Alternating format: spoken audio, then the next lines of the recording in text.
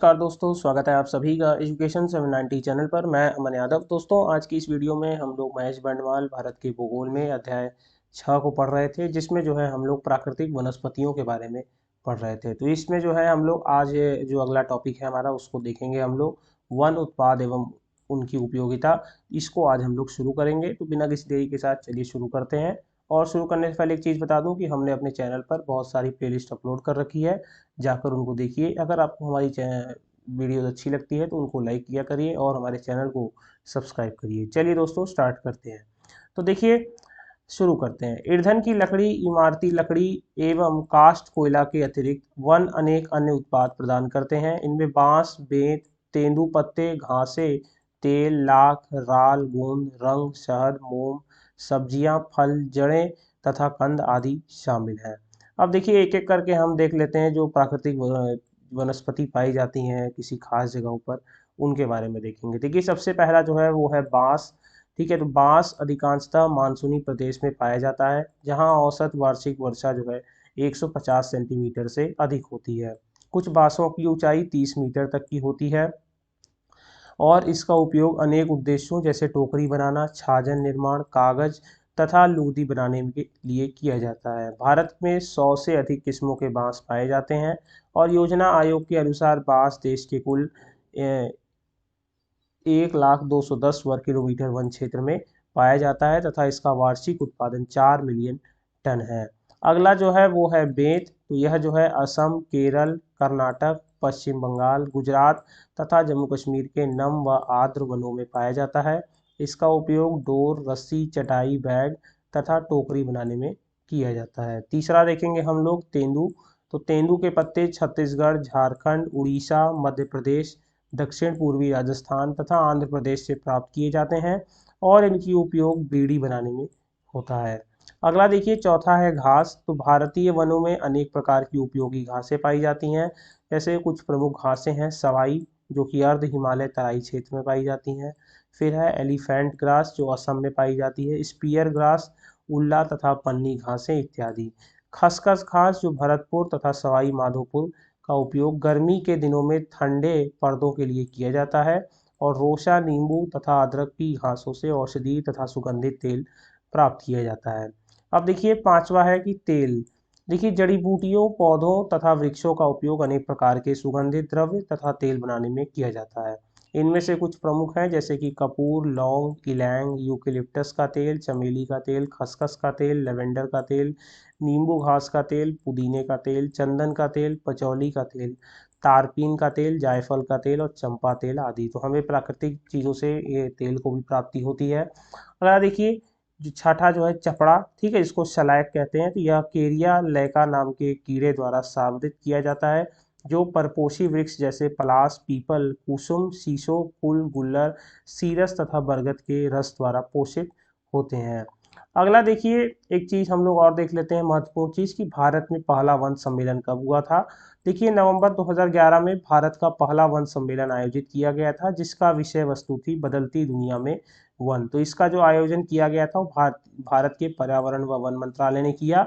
और वर्ष 2011 वनों की दृष्टि से इसलिए भी महत्वपूर्ण रहा क्योंकि संयुक्त राष्ट्र महासभा द्वारा वर्ष 2011 को अंतर्राष्ट्रीय वन वर्ष घोषित किया गया और इससे अंतर्राष्ट्रीय समुदाय में वनों के प्रति जो है जागरूकता बढ़ी थी। तो याद रखिएगा, भारत में पहला वन सम्मेलन कब हुआ था, तो यह नवंबर 2011 में हुआ था।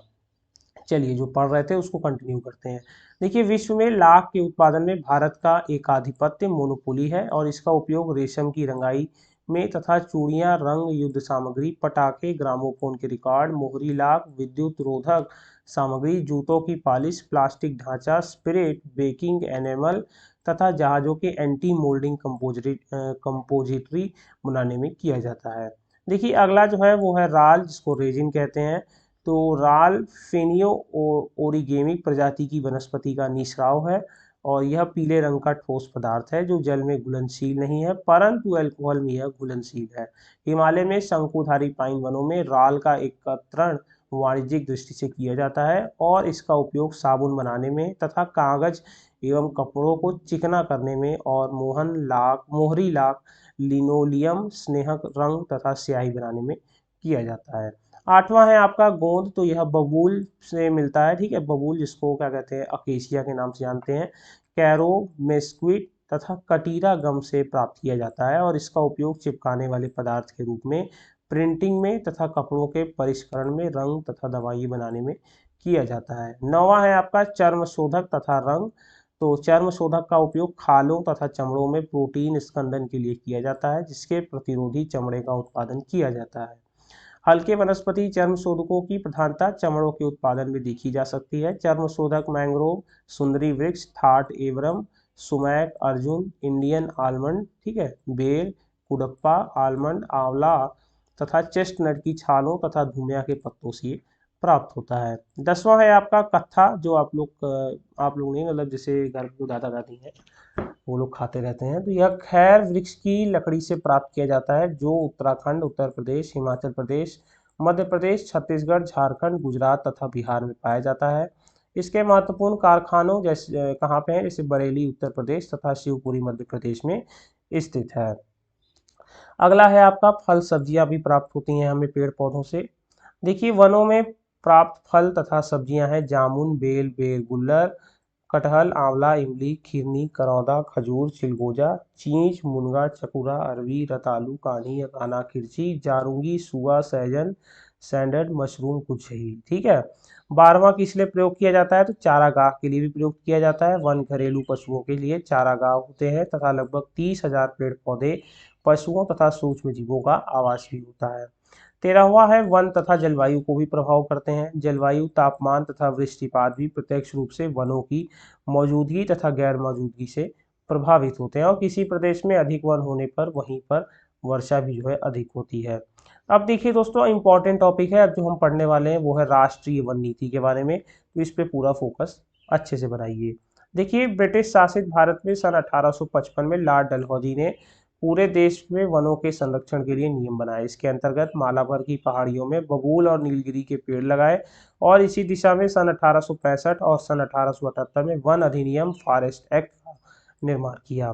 देखिए प्रथम जो वन नीति आई थी, राष्ट्रीय वन नीति 1894 में, तो सन 1894 में जब एल्गिन द्वितीय वायसराय थे तब सरकार ने पहली राष्ट्रीय वन नीति की घोषणा की और इसके अंतर्गत एक विकास समिति और सभी प्रांतों में वन विभागों, फॉरेस्ट डिपार्टमेंट की जो है स्थापना की गई थी। याद रखिएगा पहली वन नीति कब आई थी, ये सन 1894 में आई थी, लेकिन जो है ब्रिटिश शासन में 1855 में जो है वनों के संरक्षण के लिए नियम बनाए गए थे। ठीक है, तो 1855 में वनों के संरक्षण के लिए नियम बनाने शुरू हुए थे, लेकिन प्रथम राष्ट्रीय वन नीति जो है हमारी वो 1894 में आई थी। उसके बाद देखिए राष्ट्रीय वन नीति जो है 1952 में आती है। स्वतंत्रता प्राप्ति के पश्चात 1952 में पहली बार राष्ट्रीय वन नीति की घोषणा की गई। तो स्वतंत्रता के पश्चात पहली बार कब बात हुई, 1952 में, और पहली बार पूछेगा तो क्या कहते हैं 1894 में। देखिए नीति के कुछ प्रमुख उद्देश्य थे, उनको भी देख लेते हैं। 5 उद्देश्य यहाँ दिए गए, उनको हम लोग पढ़ेंगे। देखिए पहला है कि भूमि की उत्पादक क्षमता का ह्रास किए बिना अत्यधिक उत्पादन करना, वनों उत्पादों की आपूर्ति सुनिश्चित करना।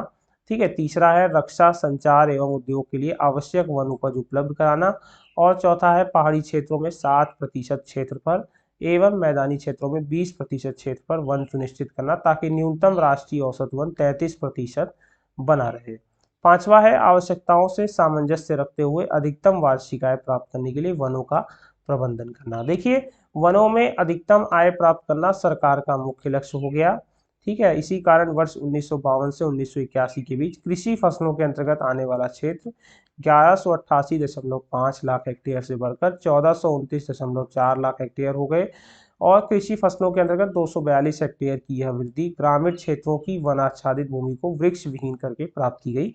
तो काफी हद तक वृक्षों को जो है नुकसान पहुंचाया गया था, क्या कहते हैं, अगर सिर्फ क्या कहते हैं आय प्राप्त करने के लिए जो है अंग्रेजी सरकार का मूल लक्ष्य था। देखिए अगला देखेंगे कि राष्ट्रीय वन नीति जो है 1988 में दोबारा आई। तो वर्ष 1952 की राष्ट्रीय वन नीति को संशोधित करके राष्ट्रीय वन नीति 1988 की घोषणा की गई थी। इसके प्रमुख लक्ष्य निम्नलिखित हैं, जैसे कि आपका दिया गया है यहाँ पर, पारिस्थितिकी संतुलन जिसको इकोलॉजिकल बैलेंस और पुनर्स्थापन के माध्यम से पर्यावरण का स्थायित्व बनाए रखना। अगला है प्राकृतिक संपदा का संरक्षण करना। फिर है व्यापक वृक्षरोपण और सामाजिक वानिकी कार्यक्रमों के माध्यम से वनों और वृक्षों के आच्छादन में वृद्धि करना। उसके बाद नदियों, झीलों और अन्य जलधाराओं के मार्ग में भूमि कटाव और मृदा अपरदन पर नियंत्रण करना, और वन संरक्षण हेतु जन सहभागिता में वृद्धि हेतु उचित प्रयास करना, और लास्ट में है कि ग्रामीण और आदिवासी जनसंख्या के लिए ईंधन की लकड़ी, चारा तथा अन्य वन उपजों की पूर्ति सुनिश्चित करना। तो ये कुछ क्या कहते हैं आपके लक्ष्य दिए गए हैं राष्ट्रीय वन नीति 1988 में, जिसका क्या कहते हैं ये पूरा दिया गया था, और काफी हद तक इसमें जो है नियंत्रण पाया भी गया। देखिए अब देखेंगे भारतीय वन सर्वेक्षण के बारे में, फॉरेस्ट सर्वे ऑफ इंडिया। देखिए यह पर्यावरण, वन एवं जलवायु परिवर्तन मंत्रालय, भारत सरकार के अंतर्गत कार्यरत एक संगठन है। यद्यपि यह वर्ष 1965 में प्रारंभ किया गया था, परंतु अपने वर्तमान स्वरूप में इसकी स्थापना वर्ष 1981 में की गई थी। इसका प्रमुख लक्ष्य देश के वन संसाधनों का सर्वेक्षण एवं मूल्यांकन करना है।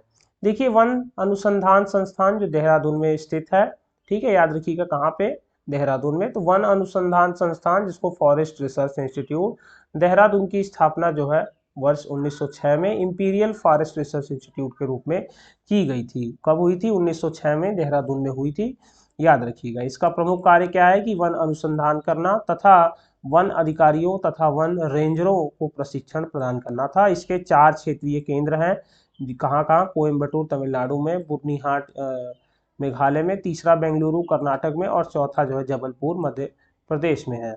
देखिए इसके साथ राज्य वन विकास निगम भी बना हुआ है, स्टेट फॉरेस्ट डेवलपमेंट कॉरपोरेशन, और इसका क्या काम है कि राष्ट्रीय कृषि आयोग 1972, नेशनल कमीशन ऑन एग्रीकल्चर की अंतिम रिपोर्ट के आधार पर भारत के अनेक राज्यों में वन विकास निगमों की स्थापना की गई थी। ठीक है, ये वन विकास निगम की स्थापना किसके अंतर्गत की गई थी? तो ये राष्ट्रीय कृषि आयोग 1972 के अंतरिम रिपोर्ट के आधार पर की गई थी। इन निगमों का मुख्य लक्ष्य क्या है कि वन संपदाओं से जुड़े सरकार के व्यावसायिक हितों की रक्षा करते हुए अपक्षेत वन क्षेत्रों की उत्पादकता को पुनः बढ़ाना था। साथ ही साथ किसानों को उनके वन उत्पादों के विपणन में सहायता भी प्रदान करनी थी। अब देखिए दोस्तों, एक चीज और भी हम पढ़ेंगे कि भारतीय वन प्रबंधन संस्थान जो भोपाल में स्थित है, Indian institute of forest management, ठीक है, IIFM। तो IIFM की स्थापना वर्ष 1982 में भोपाल में की गई थी, और यह एक स्वायत्त संस्थान है जो भारत सरकार के पर्यावरण, वन एवं जलवायु परिवर्तन मंत्रालय के अंतर्गत आता है। देखिए इसका क्या दिया गया है, प्रगति मूलतः मूलम प्रगति, ये इसका क्या कहते हैं कोड है। देखिए आगे क्या दिया गया है कि यह संस्थान निम्नलिखित सेवाओं एवं संस्थानों से संबंधित व्यक्तियों को वानिकी विकास के प्रबंधन, मैनेजमेंट ऑफ फॉरेस्ट डेवलपमेंट का प्रशिक्षण प्रदान करता है। देखिए इसके अंतर्गत क्या क्या है कि भारतीय वन सेवा के बारे में, वन विभाग के बारे में, वन विकास निगम और वनों से संबंधित उद्योग। ठीक है, तो ये कुछ दिया गया है, वो क्या कहते हैं जो इनके अंदर प्रशिक्षण करवाया जाता है, और इसकी स्थापना जो है 1982 में की गई थी। Indian institute of forest management Bhopal में स्थित है। अब चलिए दोस्तों, अगला टॉपिक भी इंपॉर्टेंट है जो वन संरक्षण अधिनियम से संबंधित है, इसको देख लेते हैं। देखिए केंद्रीय सरकार ने वर्ष 1980 में वन संरक्षण अधिनियम पारित कर लागू किया, जिसके अनुसार किसी भी वन भूमि को सरकार की अनुमति के बिना कृषि भूमि में परिवर्तित नहीं किया जा सकता है।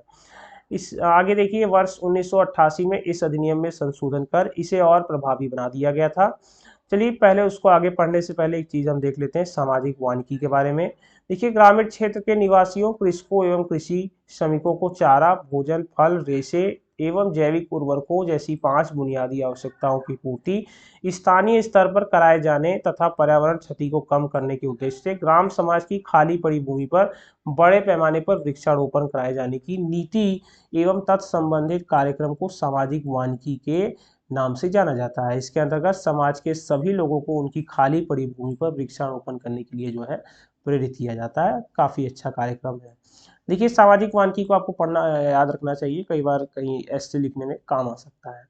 देखिए राष्ट्रीय कृषि आयोग द्वारा 1975 सामाजिक वानिकी के निर्धारित कुछ लक्ष्य भी थे, जैसे कि आपका इसमें क्या लक्ष्य है कि भूमि संरक्षण एवं मृदा की उर्वरता शक्ति को बढ़ाना, फलों उत्पादन में वृद्धि द्वारा खाद्य संसाधनों की वृद्धि में योगदान देना, ईंधन एवं चारा की उपलब्धता में वृद्धि करना, पर्यावरण संरक्षण के प्रति सामूहिक चेतना बढ़ाना, इमारती लकड़ी की आपूर्ति करना, और वृहत वृक्षारोपण द्वारा ग्रामीण एवं नगरीय भूदृश्यों का सौंदर्यीकरण करना।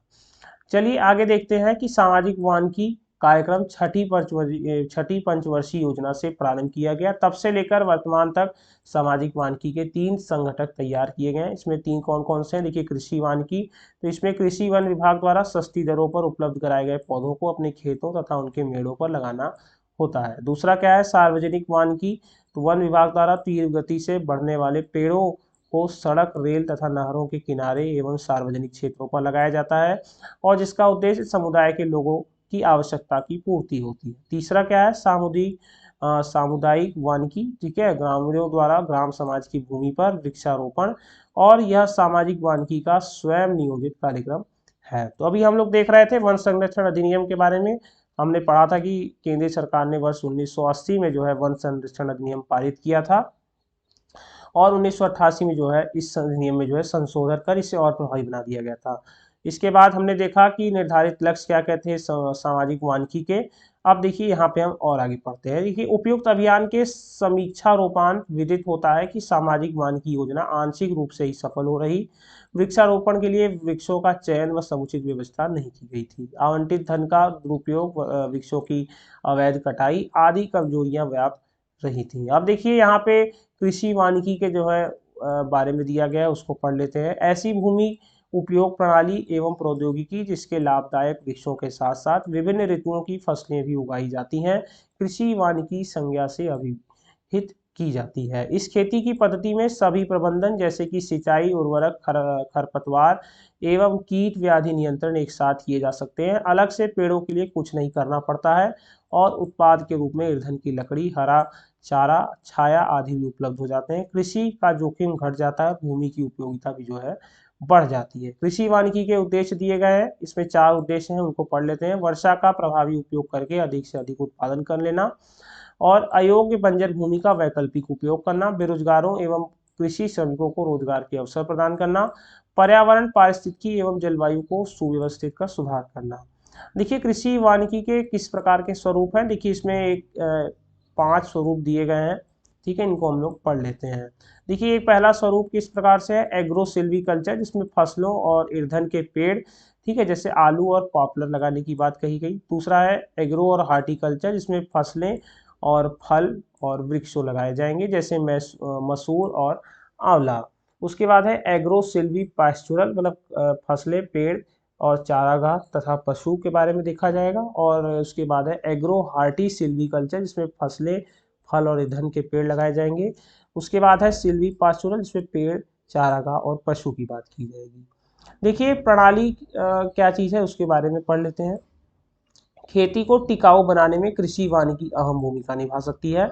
सघन पद्धतियों के अपनाने से, उचित फसल चक्र नहीं अपनाने से, अंधाधुंध रसायनों के छिड़काव से, उर्वरकों के असंतुलित प्रयोग और भूरक्षण आदि से भूमि की उर्वरता घटती है और उर्वरकों का फसल उत्पादन के प्रति प्रभाव घटा है। उपज में स्थिरता आई है, अतः ऐसी परिस्थितियों में कृषि वानिकी एक अच्छा विकल्प है और विशेषकर उत्पादन बढ़ाने एवं पर्यावरण संतुलन में, ठीक है। इसलिए इस निश्चित तौर पर कहा जा सकता है कि कृषि वानिकी अपनाने को अत्यंत आवश्यकता तो है ही, अपितु भविष्य में इसकी अच्छी संभावनाएं भी हैं। दोस्तों, ये असल में ब्लू कलर इसलिए नहीं आया क्योंकि फोटो खींचते वक्त जो है ब्लैक कलर तो अच्छे से आता है लेकिन ब्लू नहीं आता, तो आप चिंता मत करिएगा, मैं पढ़ के आपको बता दे रहा हूँ, उसको आप लोग सुन लीजिएगा, ठीक है। आगे देखिए, वनाधिकार अधिनियम अधिसूचित किया गया, उसके बारे में देखते हैं। देखिए, 1 जनवरी 2008 को संसद द्वारा वर्ष 2006 में पारित वनाधिकार अधिनियम को अधिसूचित कर दिया गया और यह अधिनियम अनुसूचित जनजाति व अन्य परंपरागत वनवासियों को वन संपत्ति में अधिकार दिलाने में संबंधित है। संसद के दोनों सदनों में पारित इस अधिनियम को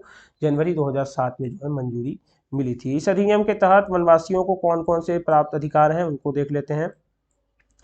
75 वर्षों से रह रहे अनुसूचित जनजातियों व अन्य परंपरागत वनवासियों को वन भूमि के अधिकार प्रदान किए गए। लक्षित लाभार्थियों को वनोपजों को एकत्र करने व इनके विपणन का अधिकार होगा और वनवासियों का वह अधिकार जो इंडियन फॉरेस्ट एक्ट 1923 के द्वारा उनसे छीन लिया गया था, इस अधिनियम के तहत उन्हें प्रदान कर दिया गया और यह अधिनियम वन्य जीव अभयारण्यों एवं राष्ट्रीय वन उद्यानों के तहत चिन्हित लागू पर नहीं होगा। मतलब ये जो जनजातियां रहती हैं जंगलों में, उनके अधिकार से संबंधित है, ठीक है, उनके हितों के संरक्षण के लिए है, क्योंकि वो बहुत लंबे समय से उस जंगल में रहते हैं तो वो उसको बचाव भी उतने अच्छे तरीके से ही करते हैं।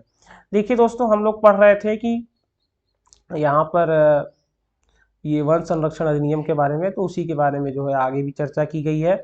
वन संरक्षण अधिनियम 1980 को हम देखेंगे कि यह जम्मू कश्मीर को छोड़कर देश के अन्य सभी भागों में मान्य है और इस अधिनियम के प्रमुख पहलू निम्नलिखित है, जैसे कि राज्य सरकार वनों का प्रयोग केवल वानिकी कार्यों के लिए करेगी, अन्यथा उसे केंद्रीय सरकार से अनुमति लेनी पड़ेगी। एक सलाहकार समिति सभी प्रकार के वनों के संरक्षण के लिए उचित धनराशि उपलब्ध कराएगी और वानिकी से अलग कोई भी अवैध कार्य वन के अंदर हो तो उसे तुरंत रोक देने की व्यवस्था है। अब देखिए 1972 में वन अधिनियम उसको पढ़ते हैं।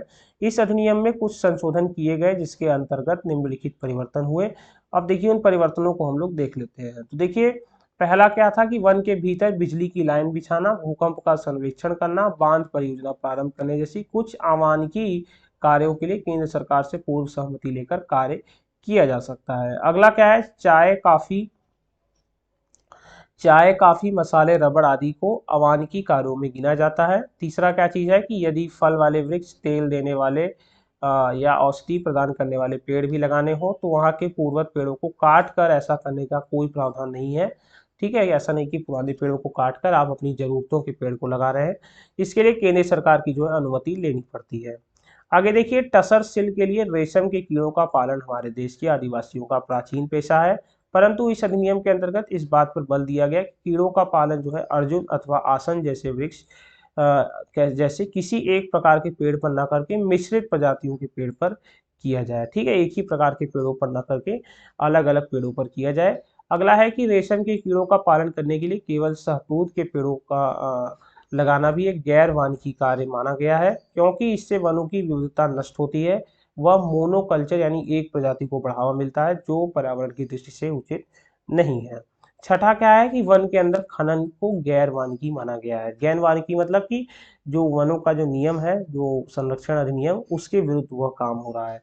और देखिए अगला क्या है कि एकीकृत वन संरक्षण योजना, इसके बारे में पढ़ते हैं। देखिए वन सुरक्षा के बुनियादी ढांचे को मजबूती प्रदान करने के उद्देश्य से देश को 10वीं पंचवर्षीय योजना में एकीकृत वन संरक्षण का विशेष महत्व दिया गया। इसके तहत जहां विलुप्त हो रही वनस्पतियों और पौधों को संरक्षण दिया गया, वही उन प्रजातियों के उन्मूलन और नियंत्रण के उपाय भी सुनिश्चित किए गए जो वनों को क्षति पहुंचाते हैं। इसके अतिरिक्त इसके तहत बांस की खेती से जुड़ी चुनौतियों तथा पारिस्थितिकी संतुलन पर भी ध्यान दिया गया था। देखिए दोस्तों, आपने सुना होगा चिपको आंदोलन के बारे में, और काफी प्रसिद्ध आंदोलन था। ठीक है, तो भारत में हरियाली की सनातनी संस्कृति रही है और जब जब इस संस्कृति पर संकट आया, यहाँ का जनमानस उद्वेलित व आंदोलित हुआ था। उत्तराखंड के ग्रामीणों व महिलाओं द्वारा चलाया गया चिपको आंदोलन भी पेड़ों व हरियाली को बचाने के लिए वर्ष 1972 में शुरू किया गया एक कार्य था।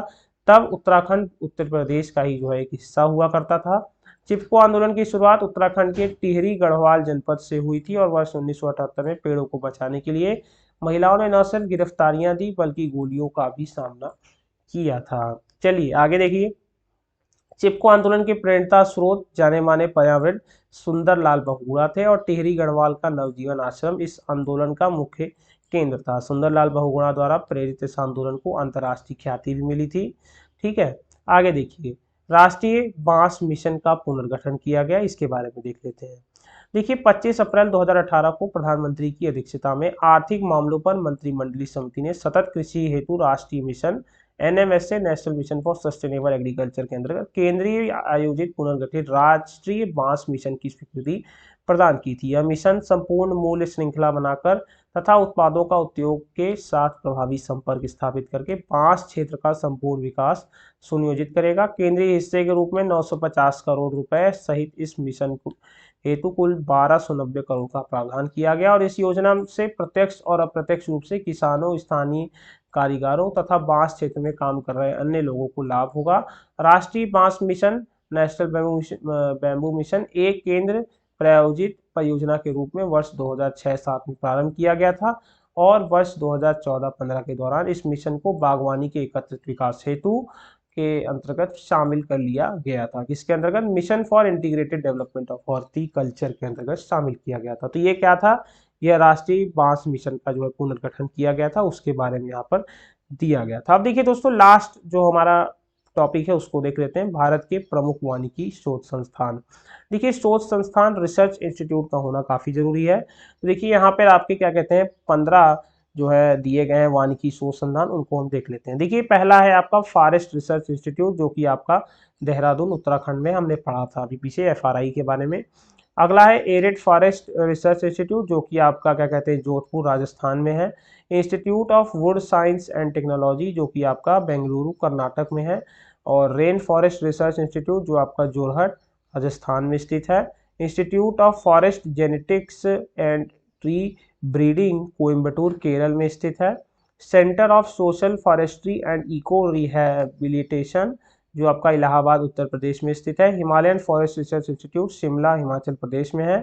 फिर आपका advance centre for biotechnology and mangrove forest, ये हैदराबाद में स्थित है, ठीक है, आंध्र प्रदेश में। और tropical forestry research institute, Jabalpur Madhya Pradesh में स्थित है। Institute of forestry research and human resource development, Chhindwara Madhya Pradesh में। Institute for forest productivity, Ranchi में झारखंड में स्थित है। और Indian plywood industry research and training institute, जो बेंगलुरु कर्नाटक में स्थित है। Indian institute of forest management, जो कि भोपाल मध्य प्रदेश में स्थित है।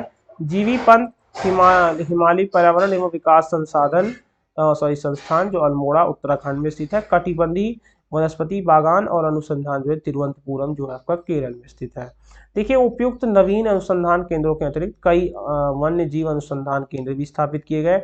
इनमें भारतीय वन्य जीव संस्थान देहरादून एवं सालीमली पक्षी विज्ञान तथा प्राकृतिक इतिहास केंद्र कोयम्बटूर महत्वपूर्ण है। राष्ट्रीय पर्यावरण अभियांत्रिकी संस्थान नागपुर में स्थित है तथा पारिस्थितिकी अनुसंधान केंद्र बेंगलुरु में स्थित है। भारत में वनीय विस्तार के लक्ष्य जो है 33% को पूरा करने हेतु भारत सरकार द्वारा कई वानिकी कार्यक्रम भी चलाए गए और इन कार्यक्रमों में सामाजिक वानिकी कार्यक्रम सबसे प्रमुख है। तो दोस्तों आज की जो वीडियो थी ये समाप्त होती है और ये चैप्टर भी जो है यहीं पर समाप्त होता है।